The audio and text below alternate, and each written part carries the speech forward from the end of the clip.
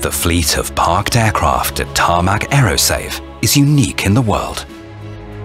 In Teruel, Spain, the most expensive passenger jets of our time are waiting to hear their fate. Onto the scrap heap or back to the skies. Many of the A380s were only in service for a few years. They cost billions to develop. Yet during the Corona crisis, these passenger favorites, the A380s and the British Airways jumbo jets, were taken out of service. Will flying with 4 jet engines soon be a thing of the past? What is the future of aviation? Will plane travel ever become climate neutral? Aviation is considered to be the sort of poster boy for, all things bad about the environment. Well, actually, it's really not. Flying must become significantly greener in the future. Generally speaking, aviation accounts for 2% of global CO2 emissions. This is a ballpark figure. The history of flying is a tale of victory and defeat. Boeing versus Airbus, America versus Europe, man versus nature. It has always been a battle against the laws of physics. Going larger brings more comfort, but also more weight. And today, despite intense pressure to reduce CO2 emissions, demand for long-haul flights is booming. What role will giant aircraft play in the future?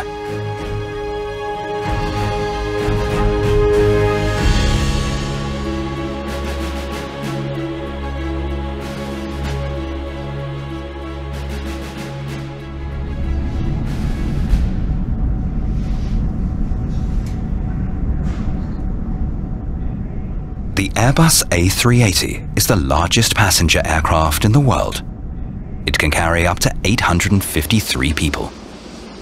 It was the perfect flagship for an airline that started in 1985 with jets borrowed from Pakistan and has since become one of the largest in the world. Without the airline Emirates, there would be no A380.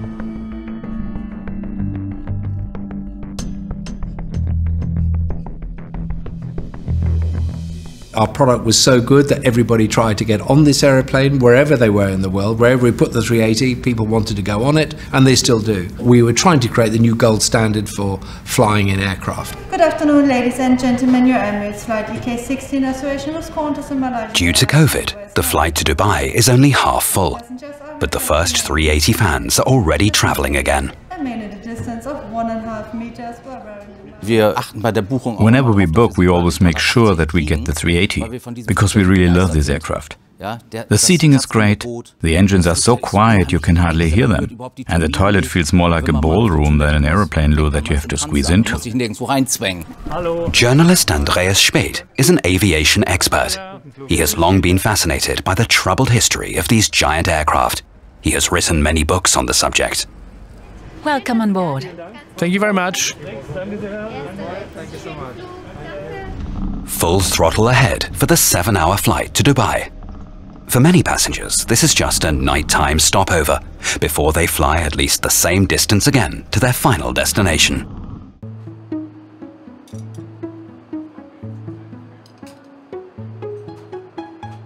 What do people need on a journey like this? Alongside good films and ample legroom, it's often the small things that make a long-haul flight either pleasant or exhausting. This is true both in economy as well as on the upper deck, even for those who work on board. The cabin crew snap Polaroid photos for their passengers, a memento of what will, hopefully, be seen as a fun experience. The Belinskis are flying from Germany to Australia with their 2 children to visit relatives.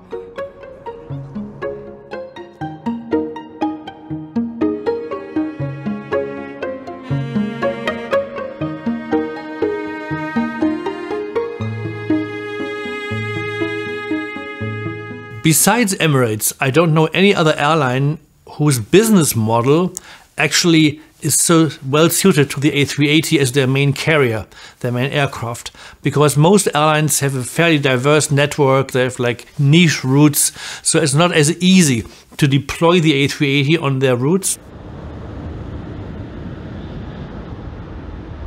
Before the pandemic, the 380 generated big profits for Emirates. Its success was also founded on a powerful international hub that the airline created and expanded over several decades. Everything in Dubai is built on sand. Huge oil deposits lie beneath the desert, which the Emirate has been exploiting since the late 1970s.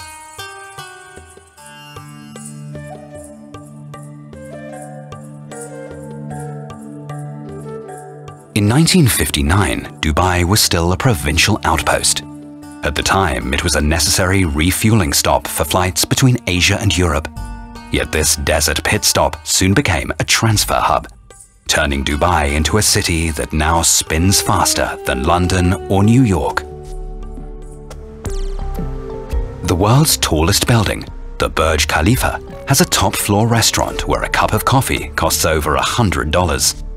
Dubai is always looking for new superlatives, like its status as a global travel hub. And the A380. Well, the 380 really allowed us to kick in the super hub that we built here. It scaled the hub here in Dubai to the level that no other international hub in the world, in the history of civil aviation, has ever seen, to the scale that we did. And it's been hugely successful for us, and not only just for the airline, of course, but for the city itself. Sir Tim Clark has had a new headquarters built at the airport. The Englishman was knighted by the late Queen Elizabeth II for his services, despite living in the Persian Gulf for the past 50 years. He planned the first passenger flights for Emirates Airlines in 1985, using 3 aircraft on loan from Pakistan.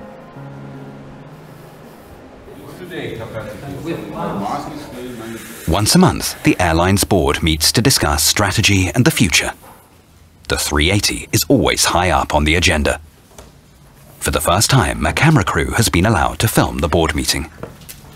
Right, good morning. Good morning. I thought today we would talk about the plans we have for the retrofit of the existing fleet. So, Uppard, you're going to be in the hot seat for this one. Tim Clark is revered for his meticulous attention to detail and for speaking his mind. He is determined to grow his airline, despite the current shortage of new planes. This makes the 380 essential, even as critics point to its oversized carbon footprint. We're not in the state that we should stop flying because we believe the environment will please the environmentalists, because there's large parts of the population of this planet who wish to fly and continue to fly and go and see friends and relatives, family, etc. So, you know, we have to balance all of that. Tim Clark always has the horizon of 20, 30 years in front of him, and he also doesn't only focus on just Emirates and his airline, as big as it may be, but he's really focusing on the whole picture, on the whole industry, on the whole evolution of aviation in a unique way that I personally have never met anyone else in the industry doing this and doing it for such a long time. The whole picture includes the original giant aircraft, the Do X from Lake Constance, for example, a flying boat with 6 twin propellers.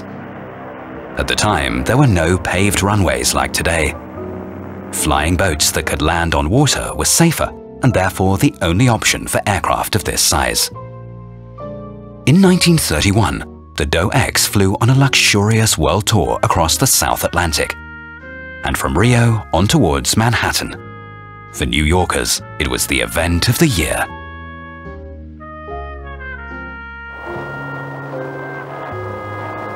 A few years later, the Viking takes off in Hamburg.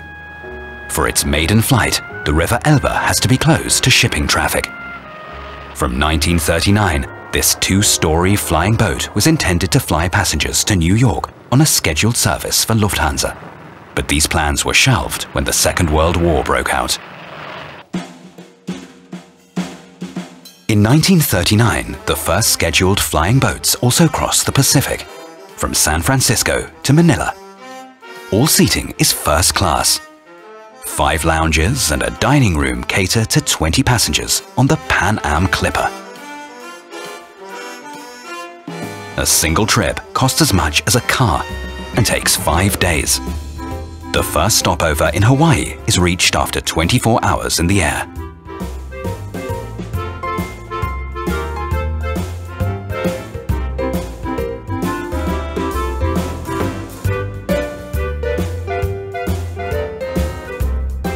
The guests are welcomed the next morning at the Royal Hawaiian Hotel with hula dancers and local hospitality. For tourists, Hawaii is a still undiscovered paradise.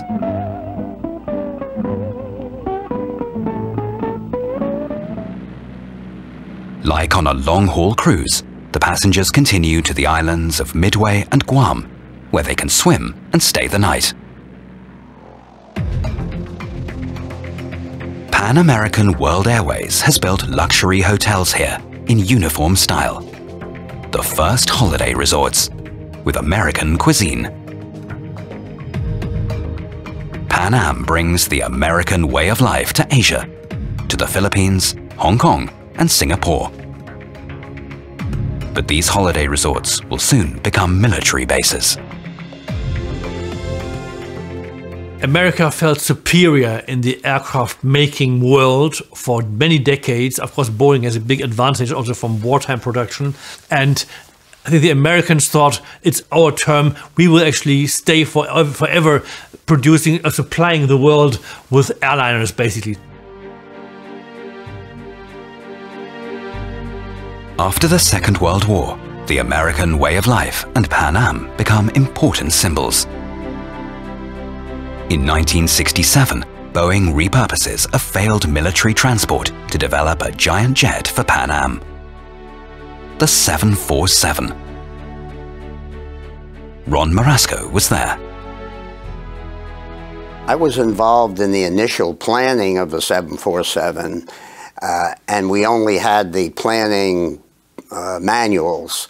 And the first time we saw anything that attracted us was Boeing built a huge hangar at Everett for the manufacture and assembly of the 747. And in one corner of the hangar, they had a full-scale mock-up of the 747. A wooden mock-up of the passenger cabin, the only way to even comprehend the dimensions of the new aircraft. It quickly gets the nickname Jumbo Jet. Volunteers play the roles of passengers and crew.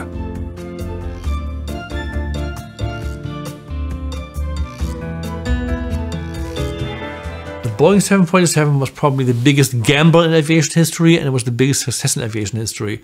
You have to imagine it was conceived in the year I was born, 1966, which is almost 56 years from now. And at that time, there were no computers, there was no 3D design, everything had to be built by wood. One eye-catching feature is the staircase that snakes upwards towards the upper deck, like on the old flying boats, leading to a bar or conference room. This was an airplane 2.5 times the size of anything that any of us had ever seen before. In 1968, Boeing shows the world what an aircraft with a hump looks like.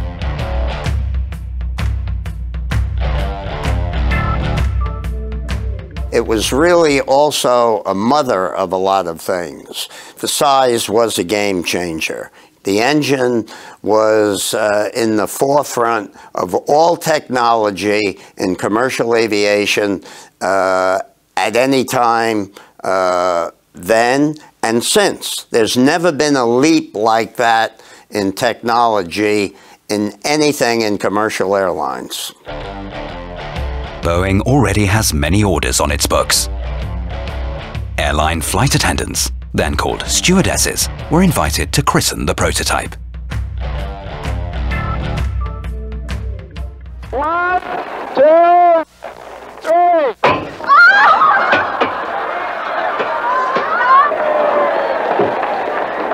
Well done.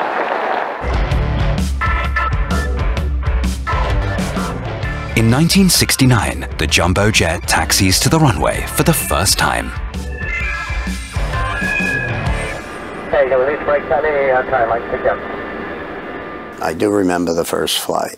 Lumbering this airplane, the size of it, lumbering down the runway and lifting off. It was just very difficult to express the thrill of seeing something like that.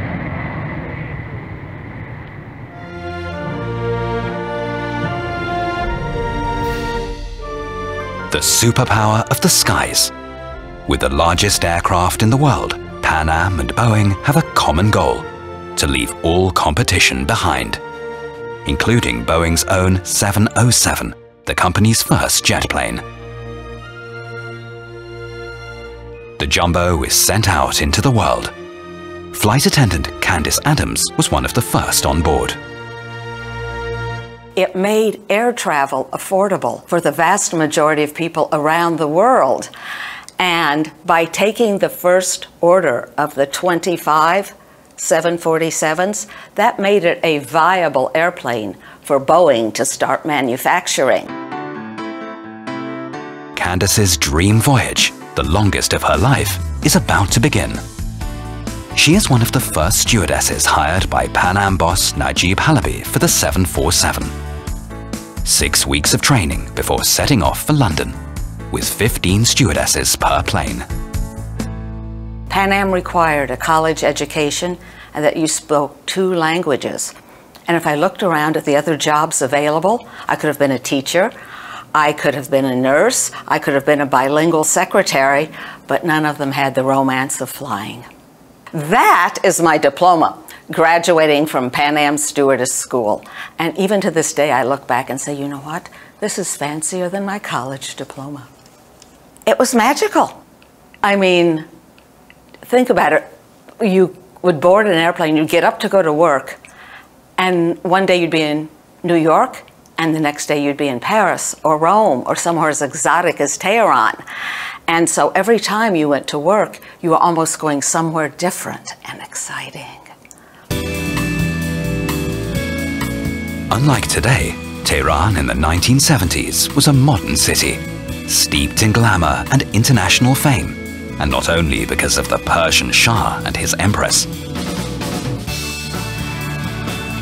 If they were lucky, the crew could spend a 2-day layover here before their next flight.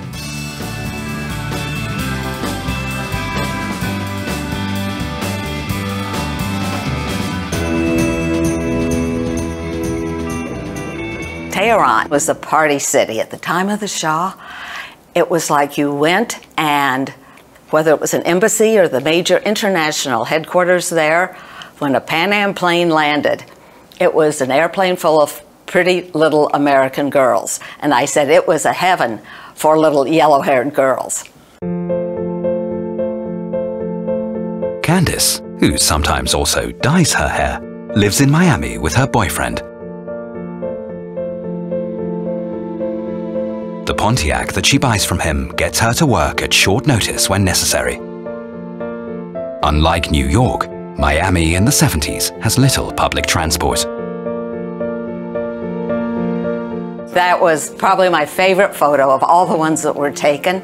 Those are my 2 roommates, and we hardly saw each other in our apartment in New York. And it was the typical stewardess apartment where there were 4 of us all in a 2-bedroom and never saw each other. We were all on the same flight to Rome. That is the 3 of us in a 747 engine.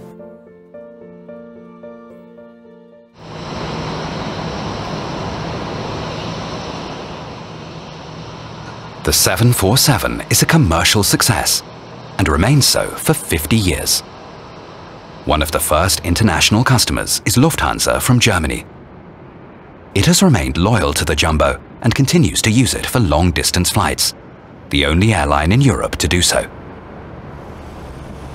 Its most recent jumbos, the 6th generation, were built in 2015. The upper deck has 25 windows on each side, like this example designed in the retro look of the early years. The original from 1970 had only 3 windows per side on the upper deck, where there was also a bar. But at the request of the airlines, Boeing quickly introduced more windows in the upper deck for more rows of seats. Boeing had a head start there much earlier, and they had a unique portfolio of aircraft ranging from a small 150-seater to the legendary 747 with over 400 seats, and they often tied these together. So they said, okay, to an airline, we sell you a package, we get like 3 747 and you get, 51 of the small ones, and we give you a special package. To compete with the Americans, Airbus is founded in Toulouse in 1970. A startup from Europe that nobody knows and nobody takes seriously. Barbara Kracht is on board from the start. Her company ID bears the employee number 007, and she even earns the nickname Madame Airbus from people working with her. She lives and breathes for the new company.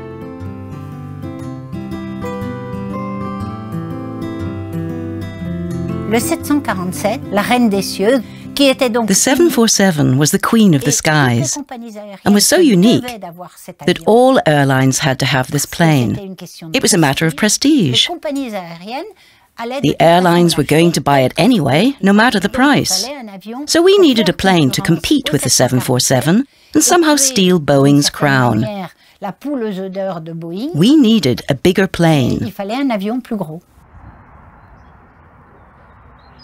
But Airbus is a risky bet. 4 countries in Europe against the might of the USA. An unproven startup with its own aircraft taking on the world's most successful aviation company. The newcomer is playing with a weak hand. At that time, the European aviation industry was very advanced technologically, in England and particularly in France. But it represented only 10% of the world market. It was the Americans, Boeing, Lockheed, McDonnell Douglas, who really dominated the international market and had 90% market share. France and Great Britain are the first to build a supersonic passenger aircraft. They want to outdo the Americans. The Concorde will fly from Europe to New York in under 4 hours. Only 14 of them were ever built, a legend of aviation, but also an expensive error. The battle for the future was not won by the ultra-fast Concorde, but by the much slower 747. In the shadow of the Concorde, however, a second aircraft is being developed in Toulouse. A commercial aircraft without the glamour factor and with a number instead of a name. Airbus is founded to build the A380, and this time the Germans are also involved. One of the founders is Felix Kracht, Barbara Kracht's father. Today, an important Airbus building bears his name.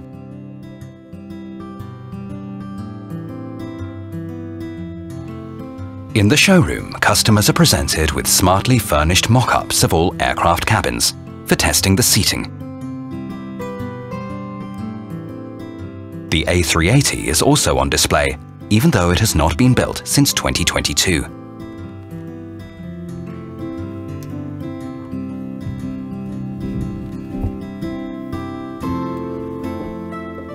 Two full-length passenger decks are the hallmark of the 380. Setting it apart from the queen of the skies, the Boeing 747, with luxury reminiscent of the flying boats of the 1930s. It's really like a living room here. It's extraordinary. It's something that only the 380 allows you to do. It's like you're in a living room.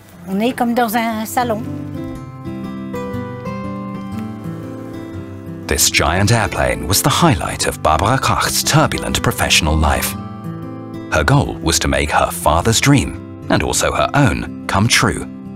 To build a European aircraft that the whole world would want. I started at Airbus in the early 1970s, and I experienced the first flight of the A380 with my father. That had me hooked, and I fell in love with Airbus. The A380 is built in 4 countries, a jigsaw puzzle whose pieces are brought to Toulouse and assembled there. Amazingly, it works.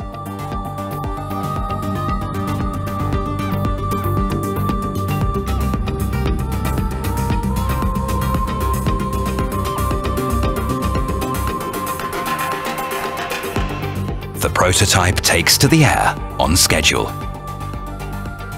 But during its maiden flight, strong winds in Toulouse make landing difficult. The test pilot has to ride out the crosswinds. With a gentle touch, he brings the prototype safely to the ground.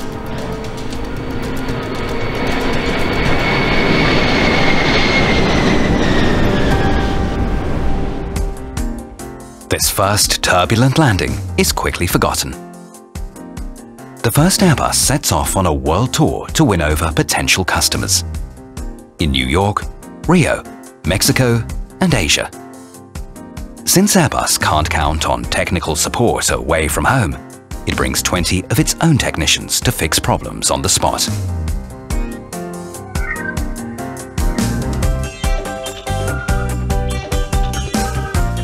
Barbara Kracht is on board to ensure the flight presentations run smoothly.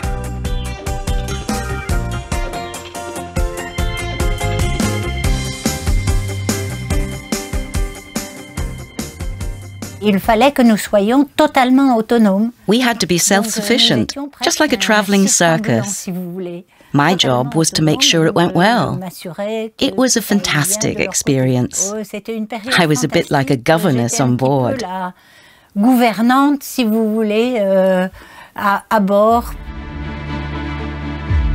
Toulouse, the factory builds whatever it can. After 4 years, 8 aircraft lay idle, unsold. Like with the Concorde before, only the usual suspects want the A380s. National airlines like Air France and Lufthansa. The Germans get cold feet and want to stop the Airbus experiment if sales don't pick up.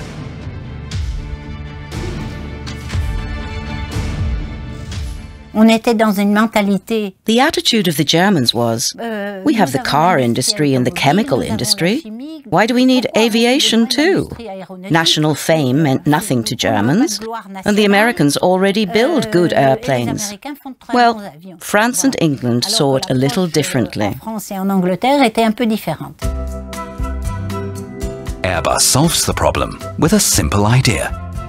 Anyone who wants to can get the slow-selling A380 free of charge for testing. Eastern Airlines is allowed to fly 4 aircraft for half a year free of charge, and is so taken with it that Airbus sells 23 planes as a result. Now other airlines are taking interest, even Boeing's long-term partner Pan Am. The war for market supremacy in the skies is on. This is the turning point for Airbus. But Boeing doesn't notice. Not yet, at least. It really took Boeing several more years to wake up and realize that Airbus and John Leahy, as its top salesman, were true threats to Boeing. It wasn't until a 1992 deal with United Airlines that Boeing woke up and said, we've got a real problem here. And that's how this whole air wars unfolded between the two companies. Boeing itself has a full order book. In Everett, near Seattle, its 1,000th jumbo jet is currently being built for Singapore Airlines. It's not only passenger airlines that want the jumbo. Boeing is also making a name for itself with special models, such as Air Force One for the US President. For NASA as a carrier for the American space shuttles.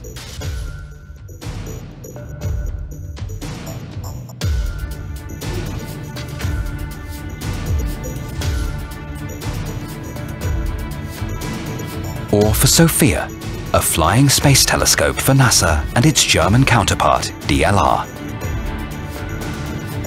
But these prestige projects don't generate big business.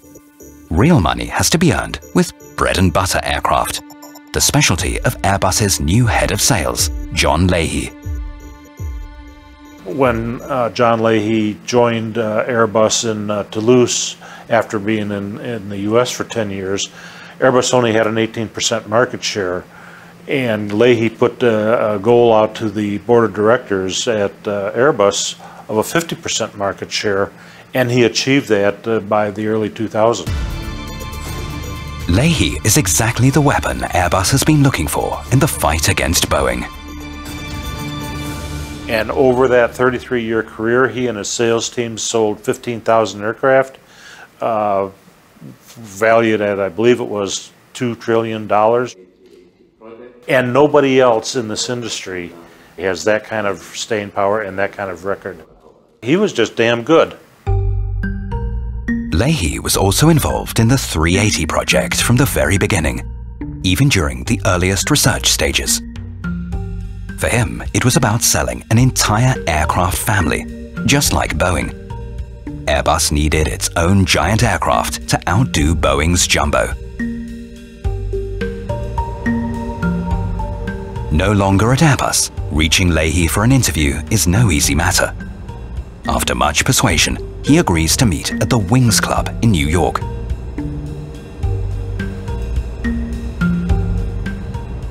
The A380, as the world's largest passenger aircraft, was a real feather in the cap of Airbus. It was a very, very expensive tuition, but of the University of Hard Knocks. But Airbus learned a lot. We learned how to integrate the company. We learned how to have engineers and manufacturing people of various cultures and plants working together as a unified whole. But it was pretty expensive. In Hamburg, a nature reserve has to make way so that Airbus can build the 380.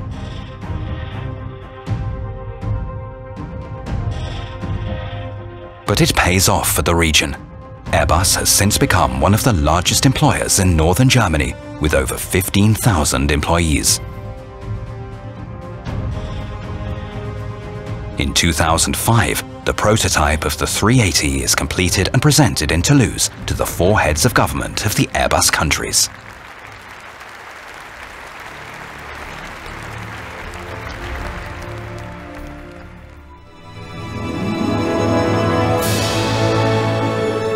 Toulouse shows how a great dream has now finally become a reality. A plane from Europe that the whole world wants. A super jumbo to trump the success of the American model.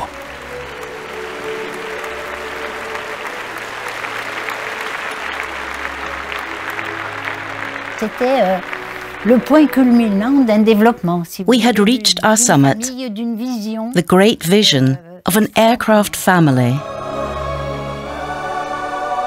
Now the aircraft just needs to be produced and sold.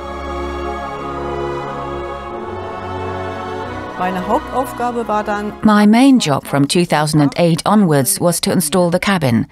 When the aircraft arrived, I always compared it to a shell, just like when you build a house. It arrived from Toulouse as a shell, and then in Hamburg everything that the passengers see was added, and that was my responsibility.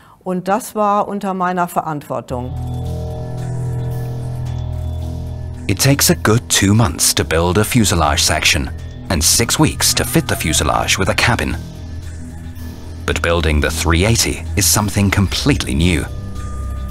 None of the 4 partners wants to make too many concessions. Each wants to keep its say in how things are done. There was national pride, perhaps too much national pride. We saw that with the problems with the A380. You know, one set of engineers was using a 3D CAT cam, and another set of engineers at another country was using 2D CAT cam. Well, and thinking, well, that doesn't matter. We'll just, make them fit at the edges. Well, as I said with the wiring harnesses, they were almost close enough to connect, which is a little bit like being almost saved when you're drowning. When assembling the fuselages in Toulouse, it's discovered that 20 centimeters are missing between the German and French wire harnesses. Hundreds of kilometers of cable have to be relayed. The missing links of 20 centimeters delay delivery by 2 years.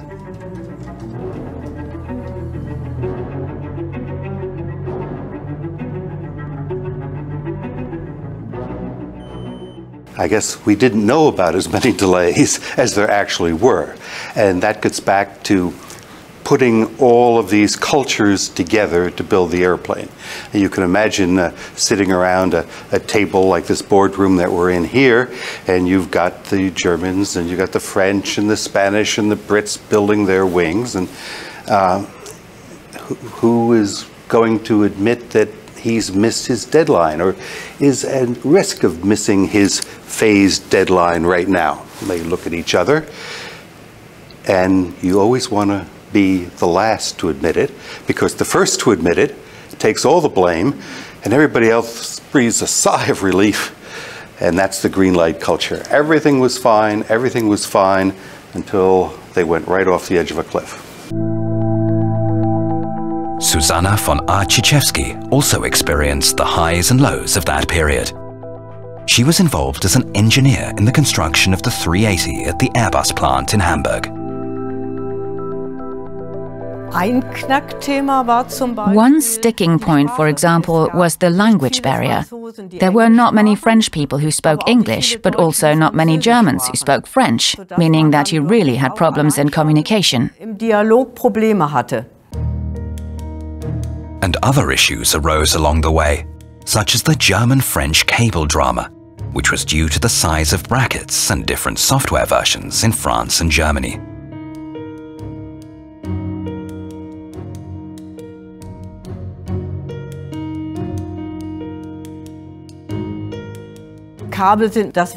Cables are one of the most important things you have in the aircraft, so they don't just have to match 100, they have to match 150%. The extent of this issue was underestimated by both sides in Germany as well as in France. When it became clear what was coming, they tried to save what could be saved, and then they also delivered. The first 380 is sold to Singapore Airlines.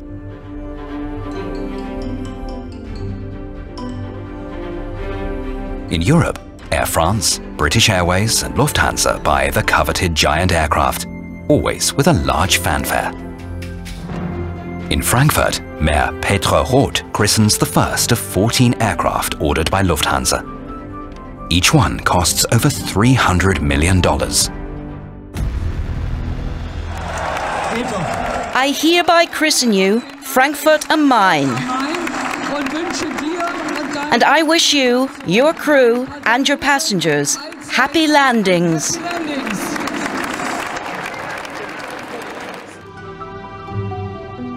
Airports that want the 380 invest millions in new terminals, including new gates offering 3 bridges that can better handle the 500 or more passengers.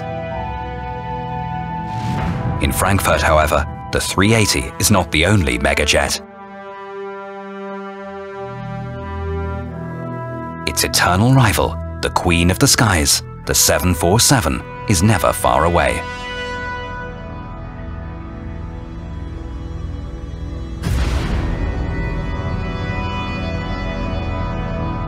Although Lufthansa's 380 is now the flagship of its fleet, new talks with Airbus competitor Boeing have long been underway.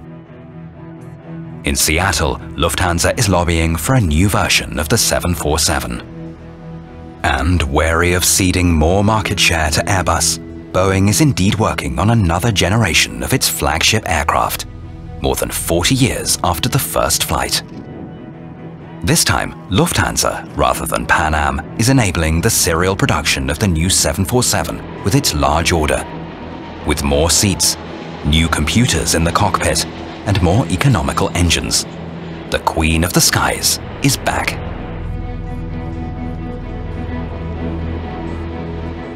A particular area of competition between Airbus and Boeing is the engines. When the engines for the 380 are built, Airbus assumes that it will get the most modern ones in the world. But in the end, the most modern ones end up at Boeing for a new twin jet. How did Airbus fall so far behind? Well, in my opinion, there was a betrayal, but I wasn't doing the engine negotiation at the time. Airbus wasn't considered on an equal with Boeing by any small stretch of the imagination. Engine manufacturers, airframers tend to always be thinking about the past. We still, even when I was, retiring, we were thinking about who are the major airlines in the world. Well, in the back of our brains are who are the major airlines for the last 10 years, not who are about to become the major airlines in the world. Under the leadership of John Leahy, a landmark deal for the 380 is struck with Emirates. With the 380, they become a major airline. The Dubai-based carrier takes delivery of almost half of the series and focuses its entire strategy on this aircraft.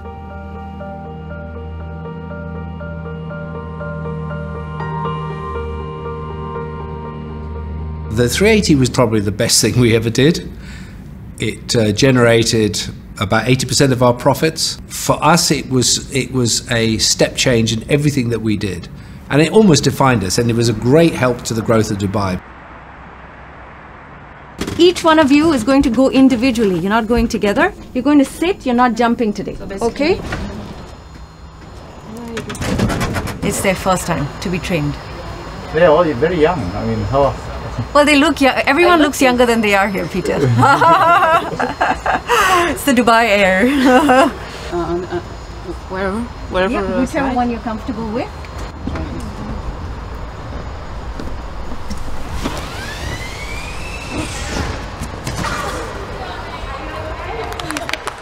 The training and the regulations that we follow require us to be able to evacuate a full aircraft in no more than 90 seconds. So we do practice a lot with our evacuation techniques and the assertiveness and decision making of the crew so that they're able to perform an evacuation in the required time. Aviation expert Andreas Speth takes the opportunity for a self-experiment. It was a great challenge, even for the designers of the A380, to design a slide which extends within seconds and which is stable enough. It's as high as a multi-story building. It's also interesting that Airbus has included this little curve at the top, so that when people first step out of the door, they don't immediately see that they have to slide down from that height, which would probably scare them. They would hesitate, but in an emergency, it's not possible if everyone stops and gets scared.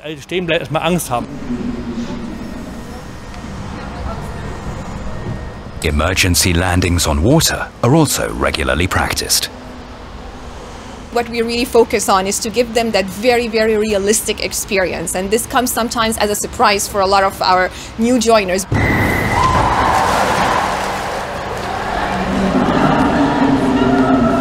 So when they finish the whole experience, they can actually picture in their head what unlikely might happen, but also how they can actually act and behave during any of these incidents.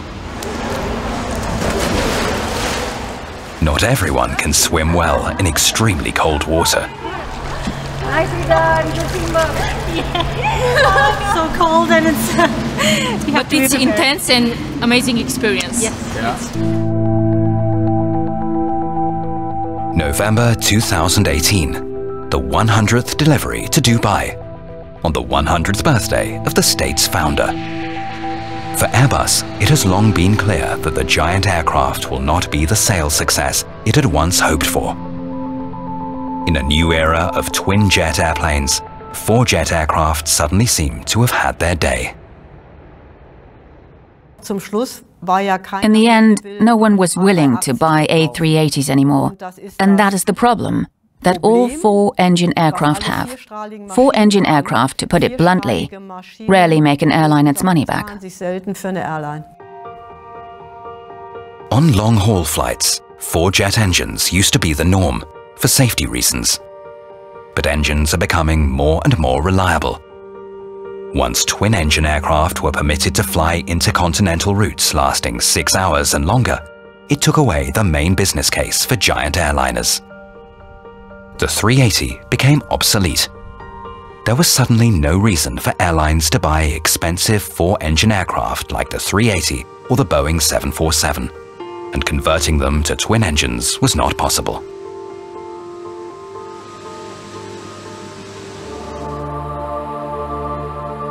The final curtain falls in Hamburg in December 2021, when the last production model is delivered to Dubai. A celebration is cancelled because of the pandemic, and perhaps also because the 380 is no longer a cause for jubilation for Airbus. But it has many admirers, such as Airbus engineer Sonja Schweicker. She joins the event with mixed feelings.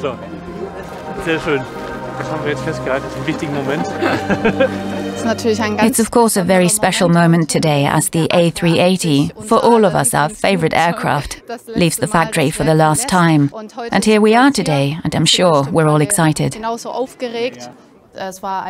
was a farewell, somehow a sad one, but there was also a feeling of pride because it was simply an honor for many of us to work on this aircraft and to be a part of all these innovations.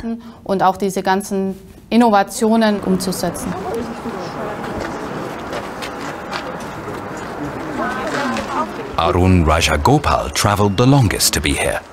He landed in Germany only a few hours ago. Where did you come from today? Flew from Dubai. So from Dubai? Yeah. Today? Yeah, I flew in from Dubai. There's a lot of magical moments in a 380 journey, and you can speak to anyone who's flown on the 380 and you will always get to hear a very special experience on that aircraft. I don't want to say I started having a relationship with the 380. It sounds a bit odd on camera, but I have a very close bond with the 380.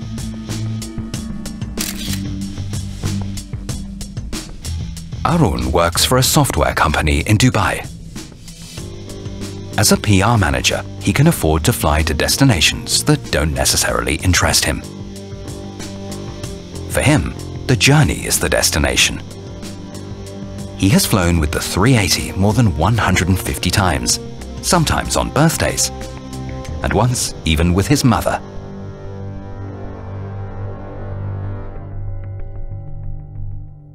I've been to, I would say, 47 cities around the world on the 380.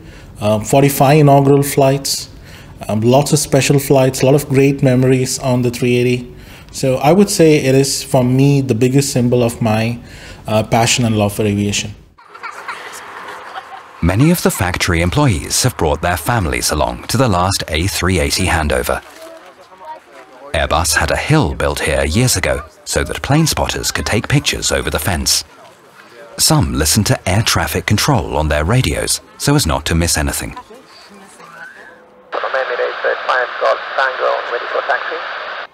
December 2021 marks the end of the 380 era for Airbus. What remains are world records, both positive and negative, that no one will forget. Emirates 5 Golf Tango is ready for departure. Commercially, it was clearly a flop.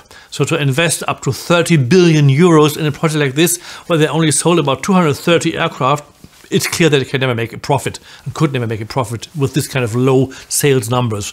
On the other hand, Airbus today is in very good shape and it's actually much superior to Boeing for Boeing's own fault.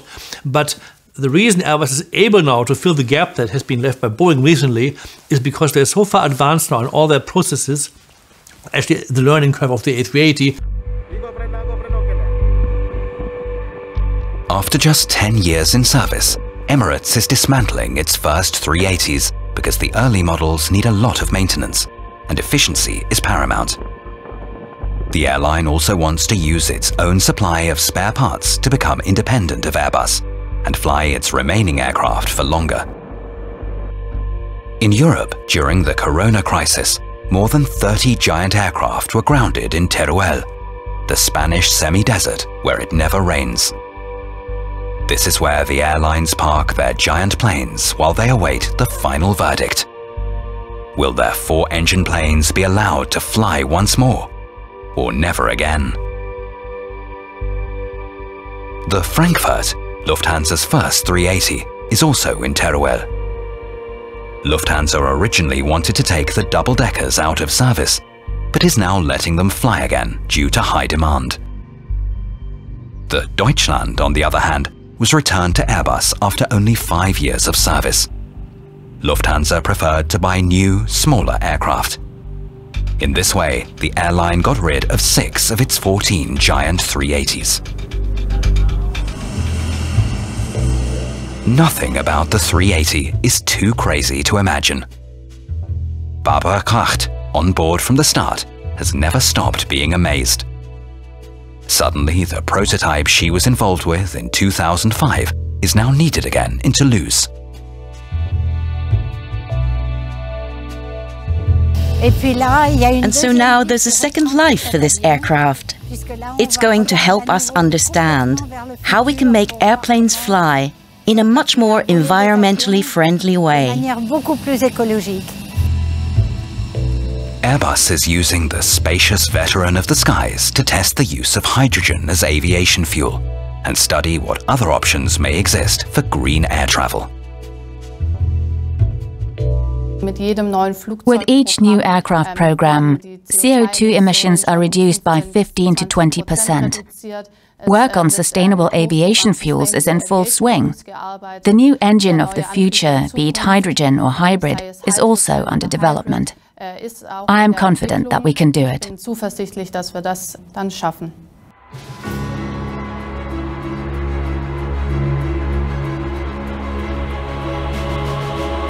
The Airbus 380 and its great role model, the jumbo jet from Boeing, will be seen in the skies for a long time to come. But these aircraft are no longer being built. The era of the giants is probably over for now, until a giant plane with twin engines or a fundamentally new, ecologically sustainable idea comes along and rewrites the rulebook.